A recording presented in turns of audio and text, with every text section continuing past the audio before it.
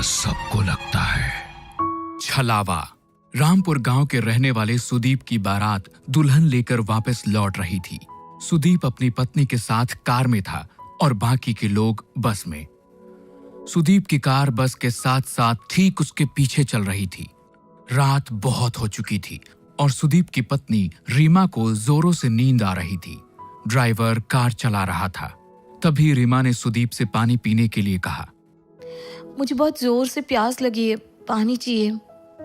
अरे रीमा, पानी तो खत्म हो गया है, अब क्या करें?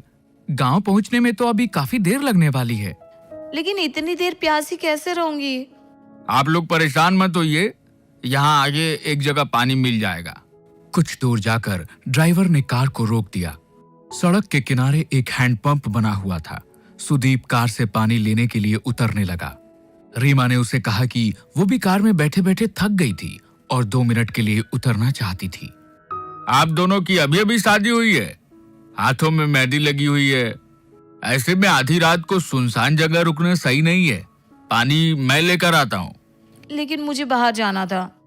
शायद ड्राइवर भैया सही कह रहे हैं रीमा, हमें बाहर नहीं जाना चाहिए। ड्राइवर बाहर उतर गया और रीमा कार की खिड़की से बाहर देखने लगी। कुछ देर में ड्राइवर पानी लेने गया और पानी लेकर वापस आ गया। उसने पानी की बोतल रीमा को दे दी। रीमा ने जल्दी से पानी पी लिया। लेकिन इस बीच में बारात की बस जो अब तक आगे आगे चल रही थी वो दूर निकल गई और रीमा, सुदीप और ड्राइवर उस सुनसान रास्ते पर अकेले रह गए। ये देख सुदीप ने ड्राइवर से कहा कि वो कार को थोड़ा तेज चलाए ताकि बस के पास पहुंचा जा सके। ड्राइवर ने सुदीप की बात को मानते हुए कार को तेज चलाना शुरू कर दिया। लेकिन काफी देर के बाद भी कार बस तक नहीं पहुंच पाई। भैया 1 घंटा हो गया लेकिन अभी तक कहीं बस नजर नहीं आ रही है। इतनी दूर तो नहीं निकली थी, आखिर हो क्या रहा है? तभी रीमा की नजर सड़क के किनारे एक हैंडपंप पे पड़ी।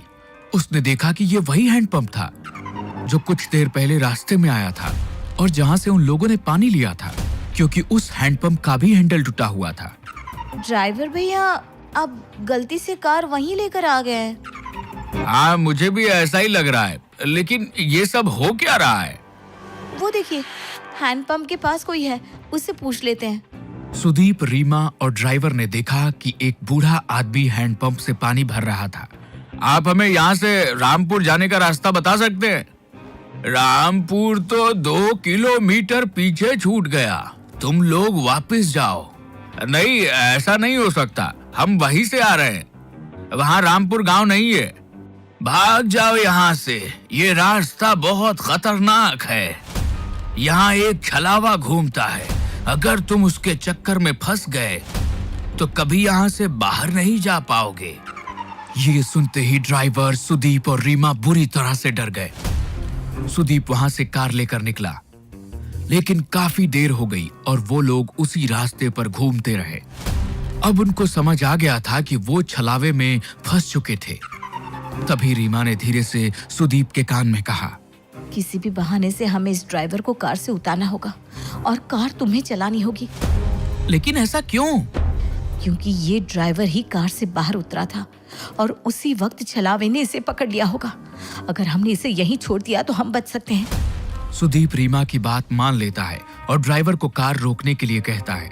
उसके बाद सुदीप खुद भी कार से उतर जाता है और ड्राइवर को बाहर आने के लिए कहता है। ड्राइवर बाहर निकलता है और सुदीप उसे धक्का देकर खुद गाड़ी में बैठ जाता है। सुदीप और रीमा वहां से भाग निकलते हैं। कुछ दूर जाने पर उन्हें अपनी बारात वाली बस नजर आती है। तुम ठीक कहती थी रीमा, ये देखो हमारी बस नजर आ रही है। अच्छा हुआ उस ड्राइवर को वहीं फेंक दिया। बिल्कुल ठीक कहते हो तुम। अब हमें ये कार छोड़कर सब लोगों के साथ बस में बैठ जाना चाहिए। सुदीप कार को बस के आगे रोक देता है और वे दोनों अपने घर वालों के साथ बस में बैठ जाते हैं। बस आगे बढ़ने लगती है।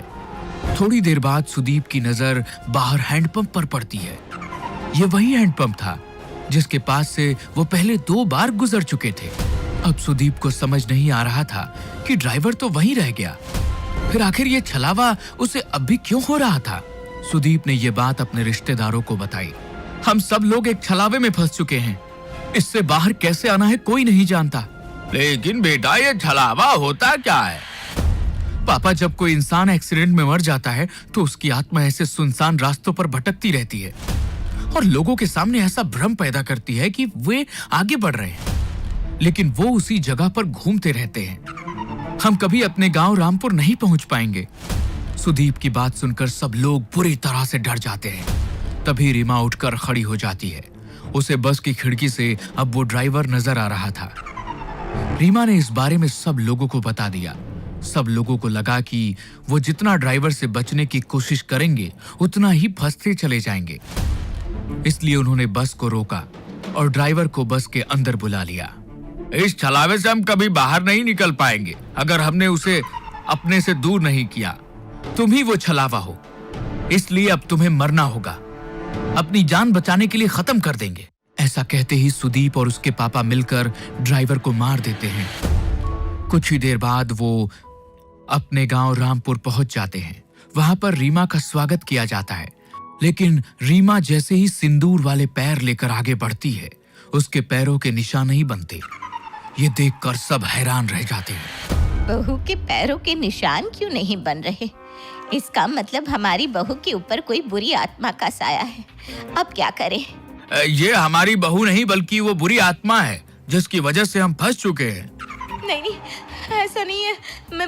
मैं रीमा हूँ। मेरे साथ कुछ मत कीजिए प्लीज। अगर हमने तुझे छोड़ दिया तो हम सब मारे जाएंगे। नहीं, ऐसा मत कीजिए। मैं छलावा नहीं हूँ, मेरा भरोसा करो। ये आपका बेटा छलावा है। ये आपको जैसा दिखा रहा है ना, सब कुछ वैसा ही नजर आ रहा है। लेकिन कोई भी रीमा की बात पर यकीन नहीं करता। वो लोग उसे मारते नहीं हैं, लेकिन एक कमरे में कैद कर देते हैं। सुदीप के चाचा का बेटा राहुल ये सब कुछ चुपचाप देख रहा था।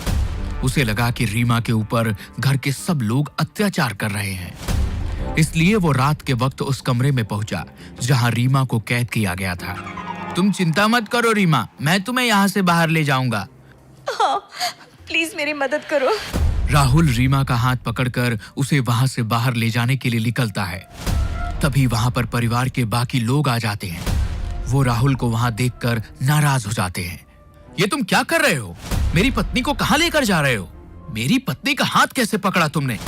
आप लोग रीमा के साथ गलत कर रहे हैं। मैं उसे यहाँ से बाहर निकाल रहा था। तुम ऐसा नहीं कर सकते। आप मुझे नहीं रोक सकते। मैं रीमा को लेकर जाऊंगा। राहुल के इतना कहते ही सुदीप उसे धक्का देता है और राहुल दीवार से टकराकर वहीं गिर जाता है। उसके सिर से खून बहने लगता है, लेकिन तभी राहुल जैसा दिखने वाला एक और शख्स वहां आकर खड़ा हो जाता है। घर के लोग समझ ही नहीं पा रहे थे कि ये सब हो क्या रहा था। राहुल, तुम तो बेहोश हो गए थे। ये सब क्या हो रहा है?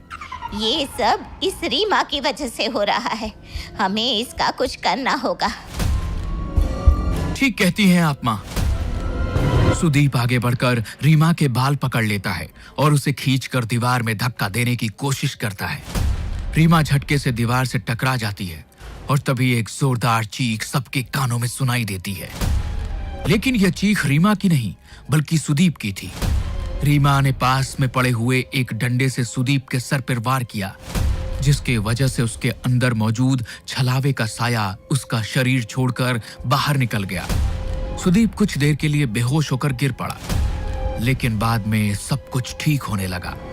असल में छलावा और किसी के अंदर नहीं बल्कि खुद सुदीप के अंदर था। ये जैसा जैसा हमें दिखा रहा था वैसा ही नजर आ रहा था।